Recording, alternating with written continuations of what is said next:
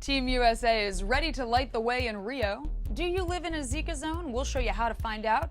Plus, we count down the top 5 trending stories of the week. This is BizWireTV, where your news is made. I'm Erin Ade, and top of the wire this week, let the games begin. The 2016 Rio Olympics are here, and thanks to American innovation and technology, Team USA will light the way, literally. The Flagbearer's jacket will illuminate with electroluminescent panels. It was unveiled by Polo Ralph Lauren and the U.S. Olympic Committee. The jacket will be worn by Michael Phelps. The 22-time medalist swimmer will lead Team USA into the opening ceremony stadium. And Olympics officials and corporate sponsors will be staying in a floating hotel. That's because the Norwegian Getaway cruised into town in order to supply an extra 2,000 rooms during the Games. The Olympics Committee tapped cruise event specialist Landry Kling to broker the 40-day charter. Now let's count down the top 5 trending BusinessWire stories of the week according to our new social media monitor. Coming in at number 5, there's a new venture fund focused on plant-based food innovation. Powerplant Ventures announced that it's closed a $42 million fund that will seed plant-centric startups. Founding partners include Mark Rampolla of Zico Coconut Water, the co-founders of Veggie Grill, and Dan Beldy from Disney's Steamboat Ventures. JetBlue soars in at number 4 with news of flights to Cuba starting August 31st. The airline announced its $99 one-way fares will include health insurance, which is required by the Cuban government. This is a place of funky magical phenomena. Blizzard is partying down at number 3 with its invite to One Night in Parazon.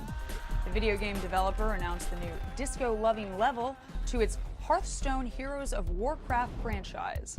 At number 2, Time Warner is taking a stake in Hulu. The corporation announced it's buying 10% of the online TV streaming service.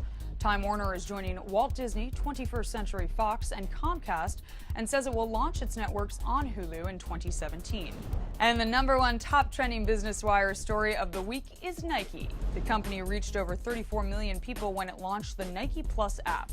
Nike says it gives users personalized experiences like event invites, advice from pro athletes and trainers, and retail appointments. Are you living in a Zika zone? Now you can check where conditions are right for the mosquitoes that have sparked an international health emergency. Zika Zone USA launched this week. It's a beta site that maps the locations around the country where environmental conditions are prime for mosquitoes that carry the disease. Developers say it uses NOAA data to highlight hotspots. The maps show colors from yellow to red, the red zones being areas with the most ripe environmental conditions for the mosquitoes. However, it's not necessarily where they presently are. Zika has been linked to devastating birth defects.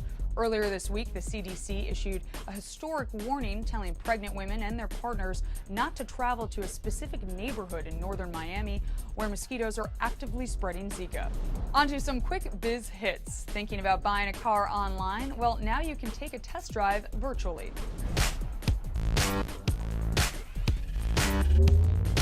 Vroom is a direct online car retailer that's just launched virtual reality showrooms.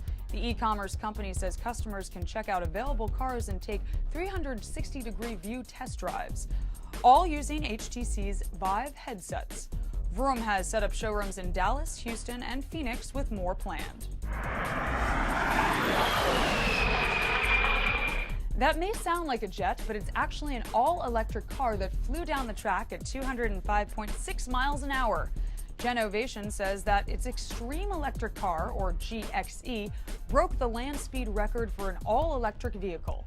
The Maryland company says the GXE is a re-engineered Z06 Corvette. It has a range of 130 miles, and a limited edition will be available for pre-orders in Q3. Finally, let's make a toast to the first Napa Valley wine grapes of 2016. The Napa Valley grape growers and Napa Valley vintners say the grape picking has already begun. Growers say recent warm weather and spring rains led to an earlier than average harvest, and they are expecting a high-quality 2016 vintage for Napa Valley. Full-on harvest is expected to start in a few weeks.